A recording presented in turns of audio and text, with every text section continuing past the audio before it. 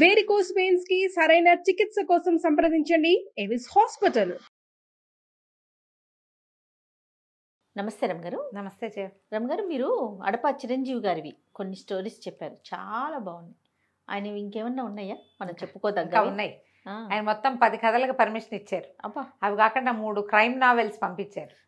Crime horror చెప్పడం కొంచెం కష్టం అని నేను బాగా చెప్పలేనేమో. బాగుంటుంది రమ్ గారు, ఎప్పుడు చెప్పలేదు మీరు. బాగుంటుంది కానీ ఆలోచిస్తున్నాను అనమాట. గాలి బంగ్లా ఒకటి చెప్పమన్నారు, కొంచెం పంపించి చాలా రోజులైంది. అవునా? కానీ ఇంకా దాని మీద ధైర్యం లేదు. నేను అంత టెంపో మెయింటైన్ చేయగలనో లేదో అని నాకు డౌట్ అన్నమాట. స్టోరీలో మీరు దేనికి ఆలోచించక్కర్లా, ఏ రసమైనా పండించగలరు. చూడాలి, ఒక్కటి తప్ప మనం చెప్పుకోకూడదు, చెప్పేస్తాను అంతే. అయితే ఇందులో నుంచి క్లాసిక్ బుక్స్ వాళ్ళు ప్రింట్ చేసిన వజ్రాల దీవి, ఇందులో నుంచి రవ్వల మేడ, అంతే. ఇగో రవ్వల మేడ కథ చెప్దాం. కాదు, వజ్రాల దీవి కూడా చెప్దాం. వజ్రాల దీవి అనే బుక్ లో రవ్వల మేడ స్టోరీనా? ఇందులో 5 ఉన్నాయి. ఈ వజ్రాల దీవి కూడా ఉంది, అది వచ్చే వారం చెప్దాము. రైట్. ఇవాళకి రవ్వల మేడ చెప్పుకుందాం. మనం బ్రీఫ్ గానే చేస్తున్నాం, ఎందుకంటే ఈ పుస్తకం కొనిపించి చదివించాలని నా కోరిక. బ్రీఫ్ చేస్తున్నా, కథ అంతా ఎలాబరేట్ గా నేను చదివిందంతా మీకు చెప్తే ఇంకా మీరు కొనుక్కోరు పుస్తకం. అందుకని పుస్తకాలు కొనుక్కోండి. రేపు బుక్ ఫెయిర్ వస్తుంది హైదరాబాద్ లో. అడపా చిరంజీవి గారి 2 పుస్తకాలు ఉన్నాయి, చక్కగా కొనుక్కొని చదువుకోండి. ఇందులో వజ్రాల దీవుల నుంచి రవ్వల మేడ చెప్దాం. రైట్. పూర్వం మరాళ దేశానికి ప్రతాపరుద్రుడు అని ఒక రాజుగారు ఉండేవారు. ఆయన భార్య పేరు కాంతిమతి. చాలా కాలం సంతానం కలక వాళ్ళు ఎన్నో పూజలు పునస్కారాలు చేశాక వాళ్ళకు ఒక బంగారు కొండ లాంటి చూడచక్కని వాడైన కుమారుడు కలిగాడు, వల్లభసింహుడు అబ్బాయి పేరు. అయితే వల్లభసింహుడికి చక్కగా చదువు చెప్పించారు, మంచి స్ఫురద్రూపి, యుద్ధ విద్యలు శాస్త్ర విద్య కూడా బాగా పకడ్బందీగా చెప్పించారు. చక్కటి వాడు, అన్నీ నేర్చుకున్నాడు అబ్బాయి. అయితే ఈ మంత్రి గారి అబ్బాయి, పెద్ద మంత్రి గారి అబ్బాయి జయంతుడు ఈ వల్లభసింహుడికి స్నేహితుడు కూడా. ఇంకొద్ది రోజుల్లో వీళ్ళు పట్టాభిషేకం కూడా చేయబోతారు. గురుపదేశాలన్నీ అయినాయి అబ్బాయికి, గురుకులంలో విద్యలన్నీ అయిపోయినాయి. మంచి నవయువకుడుగా ఉన్నాడు. ఇతనికి ఏదైనా దేశాలను తిరగాలని కోరిక. మనం గురువుగారులు అందరూ కూడా మనకేం చెప్పారు, లోకజ్ఞానం అంటే మనం ఇంట్లో కూర్చుని లోక జ్ఞానం కాదు, దేశాటన చేయాలి, ప్రపంచం చూసి రావాలి, ఆ తర్వాతే పట్టాభిషేకం అని అతని ఉద్దేశం. అయితే అమ్మా నాన్న ఇట్లా కంటి ముందు నుంచి పిల్లాడు అవతలకి వెళ్ళినా భరించలేని వాళ్ళు, లేక కలిగాడు కాబట్టి వాళ్ళు ఒప్పుకోరేమో అని ఇతను జయంతుడు అన్నాడు. కానీ వల్లభసింహుడు అమ్మా నాన్నని ఒప్పించడానికి పూనుకున్నాడు. సరే వెళ్ళేమనుకున్నారు, వెళ్తానంటే 4 రోజులు ఆగమని చాలామంది జ్యోతిష పండితుల్ని వాళ్ళని పిలిపించి, మరి అబ్బాయి ఇలా వెళ్ళే సమయం బాగుందా, ఈ సమయంలో ఇతను దేశాటనకి వెళ్ళొచ్చా, ఏమైనా ప్రమాదాలు ఎదురవుతాయా, వెళ్ళిన పని అవుతుందా, అది కనుక్కోవడానికి ప్రయత్నం చేస్తే సరే అందరూ కొంతమంది ముందు వెనకగా అటు ఇటుగా చెప్పారు. ఏదో ప్రమాదంలో పడేందుకే ఒక అవకాశం కనపడుతోంది, కాకపోతే పడమటి దిక్కుగా వెళ్ళొద్దని చెప్పండి అబ్బాయిని. రాకుమారుడు పడమటి దిక్కుగా వెళ్ళకూడదు యువరాజు అనేసరికి సరేననుకుని, ప్రమాదాలు ఏవో జరుగుతాయన్న మాట ఇంకా ఈయన భార్యకి చెప్పల రాజుగారు. చెప్పకుండా కుమారుడికి చెప్పాడు, నాయన వెళ్దు కానీ నువ్వు పడమటి దిక్కు ప్రయాణం పెట్టుకోవద్దు. ఈ అబ్బాయి అన్నాడు, ఏ దిక్కైనా పర్వాలేదు, మీరు అది వద్దంటే ఇంకా అటు వెళ్ళము, మేమిద్దరం మా దారిన ఇంకోది పక్కకి వెళ్తామని జయంతుడిని తోడు తీసుకుని ఓ శ్వేతాశ్వము, ఒక కాలాశ్వము, తెల్లటి గుర్రం ఒకడు, నల్ల గుర్రం ఒకడు వేసుకుని బోళ్ళంత ధనపరాశుల్ని కూడా వెంబడబెట్టుకుని ప్రయాణాల్లో అవసరపడుతుంది కాబట్టి బయలుదేరి మెల్లిగా వెళ్తున్నారు ముందుకి. మధ్యలో అడవుల్లో పడుకుంటూ ఒక పెద్దరాజు పెద్దమ్మ దగ్గరికి చేరితే ఆ పూట ఆవిడ దగ్గర హాయిగా అంతకుముందు ఏవో తిన్నారు, పట్టుకెళ్ళిన ప్యాకెట్ ఫుడ్ ప్యాక్డు, తర్వాత అడవిలో కనపడ్డ పళ్ళు కాయ తిన్నారు. చక్కగా కూర నారా వేసి పెట్టి ఆవిడని అడిగారు పెద్దరాజు పెద్దమ్మని, ఏమిటి ఇది ఏ రాజ్యంలోకి వస్తుంది ఈ ఊరు, ఇక్కడ విశేషాలు ఏమిటంటే ఆవిడ ఏం చెప్పిందంటే, ఇది శ్రీచక్రపురం. లేకపోతే ఈ శ్రీచక్రపురంలో ఒక విశేషం ఏం జరిగిందంటే, రాజుగారికి మదన మంజరి అద్భుత సౌందర్యవతి అని ఒక కూతురుంది. కళ్యాణ సమయం వచ్చింది దగ్గరికి, కానీ ఆ పిల్ల మాయమైపోయింది. సడన్గా వేసిన తలుపులు వేసినట్టే ఉన్నాయి. అమ్మాయి ఎలా మాయమైందో ఎవరికీ తెలియదు. పిల్లని ఎవరో ఎత్తుకుపోయారు, అంతేగా అనుకుంటారు. దాంతో ఈ అమ్మాయిని వెతికి పట్టుకునే వాళ్ళకి అర్ధరాజ్యం ఇస్తామని, పిల్లనిచ్చి పెళ్లి చేస్తామని ప్రకటించారు. రాజుగారు ఆ పిల్ల కోసం దుఃఖపడుతూ ఉన్నాడు. అది నాయనా మా రాజ్యం పరిస్థితి, మీరు ఇక్కడ నుంచి బయలుదేరి వెళ్తే 1 రోజు 2 రోజులు ప్రయాణం చేస్తే మీరు శ్రీచక్రపురానికి వెళ్ళిపోతారు అని చెప్పింది. అయితే అక్కడికి వెళ్ళటానికి వీళ్ళు బయలుదేరాక ఆ అవ్వకేదో 4 రూపాయలు ఇచ్చారు. డబ్బులు ఉన్నాయిగా వీళ్ళ దగ్గర. అటు బయలుదేరుతుంటే అక్కడ చెప్పారు మధ్యలో దోపిడీ దొంగలు ఉంటారు, ఈ దారి చిన్నదే, దోపిడీ దొంగలతో జాగ్రత్తగా ఉండాలంటే ఏం చేస్తారో చూద్దామని వీళ్ళిద్దరు అటే వెళ్ళారు. అటే వెళ్తే అక్కడ దోపిడీ దొంగలు ఎదురుపడ్డారు. ఇది సమరసింహుడు, మన వల్లభసింహుడు చాలా గట్టిగా యుద్ధ విద్యలు నేర్చుకున్నవాడేగా, బాగా చితకొట్టేశాడు వాళ్ళని, దొంగలందరినీ. అప్పుడు ఏం చెప్పాడంటే, మీరు ఇంత హఠాకటాగా శుభ్రంగా ఉన్నారు, ఒళ్ళొంచి పని చేసుకోకూడదా, వ్యాపారం చేసుకోవచ్చునే, ఒళ్ళొంచి పని చేసుకోవచ్చు, ఇట్లా ఇతరుల సంపద కొల్లగొట్టడం పాపము, దీని వల్ల మీ ప్రాణాలు కూడా పోతాయి, చనిపోవాల్సిందే ఎప్పుడైనా, ఇదేంటి దుర్మరణం పాలవ్వాల్సిన అవసరం ఏముంది అని వీళ్ళని మీరు ఒట్టేయండి, ఇంకా వదిలిపెట్టమని బతిమలాడారు వాళ్ళు. సావచిత కొట్టేసేసరికి వదిలేస్తాను కానీ మీరు ఇంకా దొంగతనాలు చేయకూడదని వాళ్ళతోటి ఒట్టేయించాడు. మా తాలూకు మన నాయకుడి మీద ఒట్టేస్తున్నాం, మేము ఇంకా దొంగతనాలు చేయమన్నాడు. బూరయ్య ఒకడి పేరు, అప్పుడున్న ఆ దొంగల్లో ఉన్న నాయకుడి పేరు. వీళ్ళకి అసలు నాయకుడు ఒకడున్నాడు, సమరబాహు వాడి పేరు. మరి ఆ నాయకుడేడి అని అడిగితే, మా నాయకుడు మా రాజుగారి అమ్మాయిని వెతికి పట్టుకుని అమ్మాయిని పెళ్లి చేసుకుంటానని అమ్మాయిని వెతకడానికి పోయాడు, చాన్నాళ్ళు అయింది, ఇప్పటిదాకా రాలా, వాడు ఎక్కడికి పోయాడు. సరే మీకు ఎక్కడైనా కనపడితే మా నాయకుడి మీద ఒట్టేసి మేము దొంగతనాలు మానేసామని చెప్పండి, వాడు ఏదైనా దొంగతనం చేస్తే పుసుకుని పోతాడు, మరి వాడి మీద కదా ఒట్టేశారు అని చెప్పి ఈ దొంగల ముఠా అంతా చేసి దొంగతనం చేసిన డబ్బులని చుట్టుపక్కల ఊళ్ళల్లో పంచిపెట్టేసి వ్యాపారం చేసుకోవడానికి పోయారు. వీళ్ళు ఇక్కడ నిజానికి దొంగల దగ్గర తగిలితే గట్టి దెబ్బలే తగలాల్సింది రాజకుమారుడికి ఫ్రెండ్కి, కానీ తగలలేదు. వీళ్ళు శ్రీచక్రపురంలో ప్రవేశించారు. ప్రవేశిస్తే రాజభట్లు రాజుగారు రమ్మంటున్నారని తీసుకుపోయారు. ఆ ఊళ్ళోకి వచ్చిన ప్రతి కొత్త మనిషిని రాజుగారి దగ్గరికి తీసుకెళ్తారు. వీళ్ళు రాజకుమారుడు లెక్క కనపడుతున్నాడు టీవీగా, రెండోవాడు కొంచెం చబ్బిగా ఉన్నాడు, తెలివిగా ఉన్నాడు. సో వీళ్ళు ఏ రాజ్యం నుంచో వచ్చారనుకుని రాజుగారి దగ్గర తీసుకెళ్తే ఆయన చెప్పాడు, మా అమ్మాయిని ఎవరో ఎత్తుకుపోయారు, పరదేశులు ఎవరొచ్చినా ఈ పిల్లని ఎక్కడైనా చూసారేమో అని అమ్మాయి ఫోటో చూపించి కనుక్కుంటున్నాము, ఒకవేళ అమ్మాయి గనక ఎవరైనా చూస్తే ఆ పిల్లని ఏమైనా దక్కించుకునేందుకు అవకాశం ఉంటుందని ఆయన చాలా దుఃఖపడ్డాడు. వీళ్ళకి చక్కగా ఉంచి భోజనాలు అవి పెట్టాడు. మా పిల్లని చూపించండి, వెతకండి మీరు కూడా అని ఫోటో చూపిస్తే ఆశ్చర్యపోయారు. మహాద్భుత సౌందర్యవతి అమ్మాయి. అయితే అంతా వెతికారు. ఇంట్లో ఆ అమ్మాయి పడుకున్న గదిలోంచి మాయమైపోయింది. ఓహో. ఆ గదంతా వెతికితే ఏమీ ఆనవాళ్ళు లేవు. ఎవరో ఎత్తుకుపోతే ఏదో అవుతుంది కదా, అక్కడ ఏం లేవు.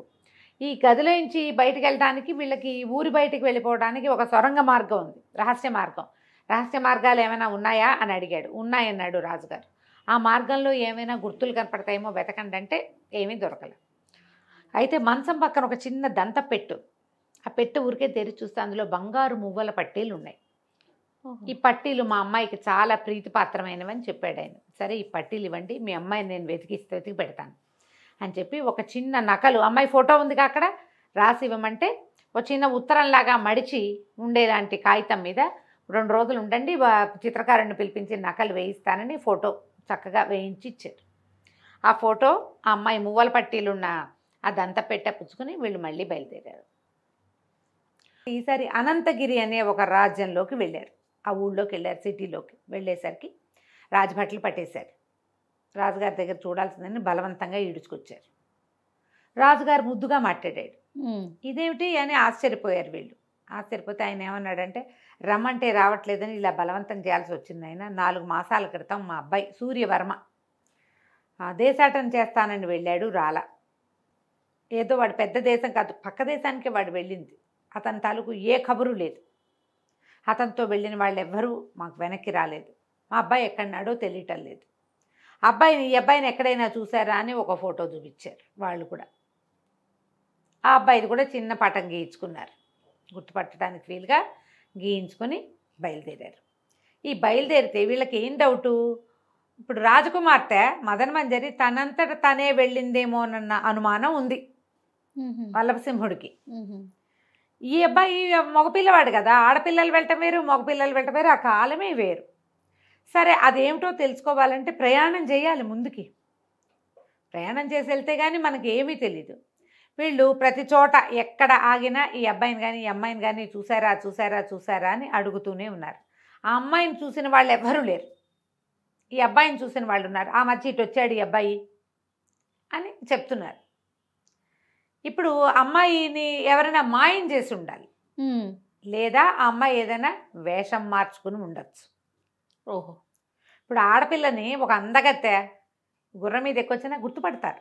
మగపిల్లాడినే జ్ఞాపకం పెట్టుకుని 3 నెలల క్రితం వచ్చాడు అని చెప్పినప్పుడు ఆడబిడ్డని ఎందుకు చెప్పరు? చెప్తారంటే ఆ అమ్మాయి అది అయి ఉండాలి, వేషం మార్చుకుని ఉండొచ్చు, లేదా ఏ రాక్షసుడో ఏ మాంత్రికుడో అట్లాగైనా అయి ఉండొచ్చు. ఈ ప్రతి ఊర్లోనూ ఈ అమ్మాయిని అబ్బాయిని ఎంక్వైరీ చేస్తూనే ఉన్నారు. కొన్ని చోట సత్రాలు ఉన్న చోట సత్రాల్లో ఉన్నారు. వీళ్ళ దగ్గర డబ్బు ఎలాగో ఉంది. సరే, భుజంగపురం అని ఒక ఊరు చేరారు. చేరితే ఇక్కడ ఏదైనా బస దొరుకుతుందా అంటే ఒక రాజుగారు నిర్మించిందే ఒక సత్రం ఉంది, వెళ్ళమన్నారు. అది ఎట్లా ఉందంటే ఒక అర్ధచంద్రాకారంగా ఉన్న సత్రం. అది బయట ఒక సావెడ్లాగా ఉంది. ఆ అర్ధచంద్రాకారంలో గదులు ఉన్నాయి. చాలామంది కూడికి తిండికి అవకాశం లేని వాళ్ళు రాజుగారు ఫ్రీ భోజనం పెడతారు.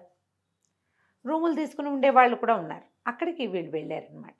వెళ్ళినప్పుడు సరే, ఈ ప్రతి చోట ప్రతి ఊళ్ళో వీళ్ళ ఉద్దేశం ఏమిటి? వింతలు విడ్డూరాలు విశేషాలు ఏమున్నాయో తెలుసుకోవటం, దేశకాలమాన పరిస్థితులు అర్థం చేసుకోవటం. సరే, అక్కడికి వెళ్ళేసరికల్లా వాళ్ళు ఎన్నాళ్ళు ఉంటారు ఏమిటి అని కనుక్కున్నారు. తెలీదు, ఇక్కడ ఉండే వింతలను బట్టి ఉంటాం. చాలా వింతలు ఉంటే ఎక్కువ రోజులు ఉంటాం. ఆ వింత ఏమిటి? ఇక్కడ విడ్డూరమే ఉంది, కాకపోతే మీరు దాని జోలికి వెళ్ళొద్దని చెప్పాడు సత్రం ఆయన. ఆ గుమాస్తాలు ఎవరో ఉంటారుగా, ఇది మేనేజరు. అదేమిటి అంటే ఇక్కడ ఒక రవ్వల మేడను ఉంది, మీరు ఊరంతా తిరగచ్చు, తిరిగి చూడొచ్చు. ఇట్లాంటి సత్రాలు 2-3 ఉన్నాయి. చాలామంది పెద్దవాళ్ళు సత్రాలు ఆశ్రయించుకుని ఉంటారు. రవ్వల మేడ అని ఉంటుంది, దాని జోలికి వెళ్ళకండి అని చెప్పారు. మరి వెళ్ళొద్దు అంటే వెళ్ళాలి వీళ్ళు. సరే, ఏం చేశారు వీళ్ళు? ఇక్కడ భోజనం చేసి కాస్త విశ్రాంతి తీసుకుని ఊరు తిరగడానికి గుర్రాల మీద బయలుదేరారు. అక్కడ ఒక పెద్ద బ్రహ్మాండమైన కోట. ఇది కోట మేడ అని ఆశ్చర్యపోయారు. రాజుగారిది కాదు, రాజకోట వేరే ఉంది. దీని పేరు రవ్వల మేడ. దాని బయట రాయబడి ఉంది. సుబుద్ధి అనే ఒక మంత్రి గారు రాశారు. చిత్రలేఖ అనేటువంటి ఈ రవ్వల మేడకు అధిపతి అయిన ఒకానొక సౌందర్యవతి, ఆమెని ఎవరైనా జయించవచ్చు. ఏదైనా ప్రయత్నం, ప్రతి రోజు పోటీలు జరుగుతాయి అక్కడ. ఎవరైతే పోటీలో గెలుపొందుతారో వారిని ఆమె వివాహం చేసుకుంటుంది. సాహసవంతులు ఎవరైనా రావచ్చు. ఓడిన వాడు దాసుడుగా ఇక్కడే ఉండిపోవాలి. ఓకే. బయట గోడ మీద కొన్ని ఫోటోలు వేళ్లాడగట్టి ఉన్నాయి. కొంతమంది పేర్లు కూడా ఉన్నాయి. వీళ్ళు అప్పుడు చూశారు. అందులో ఒకడు సూర్యవర్మ, అనంతగిరి యువరాజు. ఇంకొకడు దొంగల నాయకుడైన సమరబాహు, వాడు కూడా అక్కడే ఉన్నాడు. ఇంకా కొన్ని పేర్లు ఉన్నాయి, ఓ 10 మంది పేర్లు, వాళ్ళ ఫోటోలు. వీళ్ళు సూర్యవర్మని గుర్తుపట్టారు, ఈ అబ్బాయిని, ఈ సమరబాహుని గుర్తుపట్టారు. ఏమిటి ఇక్కడ సంగతి సందర్భం అని కనుక్కోవటానికి మళ్ళీ వెళ్ళి అక్కడ వెళ్దామనుకున్నారు. అయితే ఈవిడ ఎదురుగుండా ఆ రవ్వల మేడ సౌందర్యం ఎంత అద్భుతంగా ఉందంటే, అది మేడ కాదు, అది కోటలాగా ఉంది. వజ్రాలు పొదిగిన గోడలవి, అందుకే రవ్వల మేడ అని పేరు. ఎంత సౌందర్యవంతంగా ఉందో. కొంతమంది ఊరికే ఆ పరమ సౌందర్య రాసి అయినటువంటి చిత్రలేఖను చూడడానికి వచ్చేవాళ్ళు కూడా ఉన్నారు.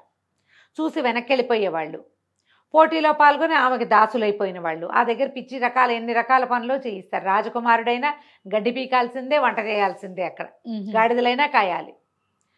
పోటీలో పాల్గొని ఓడిపోయారా, అంతే కదా. అవి 3 పోటీలు. మొదట విద్య, జ్ఞానం, తర్వాత యుద్ధ విద్యలు, 3వది తెలివితేటలు. ఇవి ప్రదర్శన. అసలు 3వ దానికి చేరేవాడే ఎవడు ఉండడు. ఒక దాంట్లో ఓడిపోయేవాళ్ళు కొంతమంది దాసులు, 2వ దాంట్లో కూడా వచ్చి ఓడిపోయేవాళ్ళు ఇంకొంతమంది, 2 గెలిచి 3వ దాంట్లో దొరికిపోయేవాళ్ళు ఇంకొంతమంది. అసలు 3వ దాని పోటీ చాలా తక్కువ జరిగింది అక్కడ. ఈ ఇంత సౌందర్య రాసి ఇది అనేసరికల్లా ఏదో ఉంది ఇందులోనే అనిపిస్తోంది వీళ్ళకి. ఈ కోటకి ఎదురుగుండా ఒక ముసలావిడ అద్భుతంగా వంట చేస్తుంది. ఆవిడ కొంతమంది ఆడవాళ్ళని పెట్టుకుని బోళ్ళని రకాల వంటలు వండుతూ ఈ కోట చూడడానికి వచ్చే వాళ్ళకి దగ్గర బిజినెస్, హాయిగా వంట భోజనాలు, రకరకాల పిండి వంటలు వండటం. సాయంత్రం అయ్యేసరికి సరే వీళ్ళేమన్నారు, ఇప్పుడు మనకి దీని సంగతి తెలియాలంటే ఏం చేయాలని ఆలోచించి ఆ వంటలు వండే ముసలామని మేము ఉండే దీని దగ్గరికి, మన పూటకోళ్ళు ఇల్లు లాంటిది ఉంది కదా, వీళ్ళు ఉన్నారు, రాజుగారు కట్టించిన ధర్మశాలకి కొంత ఫుడ్ ఐటమ్స్ పంపించమన్నారు. గారెలు, బూర్లు, అప్పచ్చులు చేసి పంపించమని డబ్బులు ఇచ్చారు. సరే, వీళ్ళు ఊరంతా తిరిగి అక్కడే చేరేసరికి ఈ వంటకాలు పుచ్చుకుని ఈ ఆడవాళ్ళంతా అక్కడికి వచ్చారు. ఆ మొత్తం ఆ లోపల ఉన్న ఆ సత్రంలో ఉన్న వాళ్ళందరికీ పిండి వంటలు పంచిపెట్టారు. ఇప్పుడు మగపిల్లలు 2, రాజుగారు అబ్బాయి, మంత్రి గారు అబ్బాయిను. జయంతుడు వల్లభసింహుడు చక్కగా పంచిపెట్టి తర్వాత అప్పుడు వాళ్ళ దగ్గర నుంచి విషయం రాబట్టారు, ఇక్కడ ఏం జరుగుతోంది ఈ ఊళ్ళో అని. ఎవరో ఒక ఆవిడ మహాద్భుత సౌందర్యవతి అయిన ఒక వేశ్య, ఒక ఆవిడ ఒక రాజుగారికి ప్రేయసిగా ఉంది, ఓకే, ఉండేది. ఆవిడ రాజుని వివాహం చేసుకోవాలని భావించింది. ఆయన వివాహానికి వడంబడలేదు. వడంబడకపోతే ఆయనకి రాణి అంటే చాలా ప్రేమ, ఈవిడతోటి కూడా స్నేహం ఉంది. అయితే ఈవిడ ఏం చేసింది, ఆవిడని ఒక రాణిగారిని చంపడానికి అట్లా ప్రయత్నం చేసింది. ఏదో చేసేసరికల్లా రాజు ఏం చేశాడు, ఆవిడని తన్ని తగిలేశాడు. తన్ని తగిలేస్తే దేవదాసిని ఆవిడ ఏం చేస్తే అప్పటికే ఆమె గర్భవతిగా ఉంది, చాలా సౌందర్యవతి. రాజుగారు ఎంతో సంపద ఇచ్చాడు ఆవిడికి, ఆవిడతో స్నేహంగా ఉన్నన్నాళ్ళు. ఆవిడ తన సంపద అంతా మూట కట్టుకుని గర్భంలో ఉన్న శిశువుతో సహా ఈ ఊరు వచ్చేసింది, ఈ భుజంగపురం. వచ్చి పిల్లని ఆవిడకే ఆడపిల్ల పుట్టింది. ఆ పిల్ల కూడా పరమాద్భుత సౌందర్యవతి, రాచకూతురు కూడా కదా. అయితే ఆవిడ ఏం చేసింది, కూతురికి ఎన్నో విద్యలు నేర్పి, ఎన్ని రకాల విద్యలో నేర్పి ఆ పిల్లతోటి ఈ రవ్వల మేడ కట్టించి అమ్మాయిని అందులో ఉంచింది. రాజులని హ్యూమిలేట్ చేయటం ఆవిడ యొక్క జీవితాశయం. ఒక రాజు వల్ల తను అవమానపడ్డాను కాబట్టి తమ దగ్గరికి వచ్చిన ఏ రాజు అయినా సరే వాడిని దాసిని చేయాల్సిందే. ఓహో, మగవాళ్ళు క్రూరులు దుర్మార్గులు, వాళ్ళని అణిచేయాలి, వాళ్ళని కాలి కింద పెట్టి ఉంచాలి. అలాంటి భావాలు, పురుష ద్వేషాన్ని నూరిపోసింది కూతురికి. ఆ నూరిపోసిన పురుష ద్వేషంతో ఈ చంద్రలేఖ, ఈ చిత్రలేఖగా ఇక్కడ ఉండి ఈ అమ్మాయి అన్ని రకాల విద్యలు రావడంతో ఈ దేశపు రాజుగారు కూడా ఆమెను కంట్రోల్ చేయలేకపోయాడు. ఎవరైతే ఆమె నుంచి దగ్గర ఓడిపోతారో వాడి దగ్గర ఉన్న ప్రతి పావలా ఓడగొట్టించి తీసుకుంటుంది. ఏ రాజ్యం నుంచి అయినా రాజు వచ్చాడంటే ఆ రాజ్యపు సొత్తు అంతా ఈ అమ్మాయి సొంతం, అదంతా పోటీలో ఉంటుంది ముందే. అవునులేండి. రోడ్డు మీద నుంచి వచ్చిన వాడు ఇంట్లోకి వెళ్ళిపోయి దాసుడైపోతాడు. పెద్ద పెద్ద రాజ్యాల నుంచి వచ్చిన వాళ్ళు రాజ్యం ఆమెకు వశం చేయాల్సింది సంపదంతా. అట్లా అందరివి గోల్డ్ ఓడగొట్టేస్తుంది. ఈ వచ్చిన వాళ్ళందరూ దాసులుగా ఆ ఇంట్లో పనిచేస్తూ, ఆ రవల మేడలో పనిచేస్తూ అక్కడే పడి ఉంటారు. ఇది ఇక్కడ కథ. ఈమెను గెలవటం కష్టం. అయితే వల్లభసింహుడు ఆలోచనలో పడ్డాడు. ఏం చేస్తాడో మనం వచ్చే భాగంలో తెలుసుకుందాం. తప్పకుండా రమ్మగారు. నమస్తే. నమస్తే.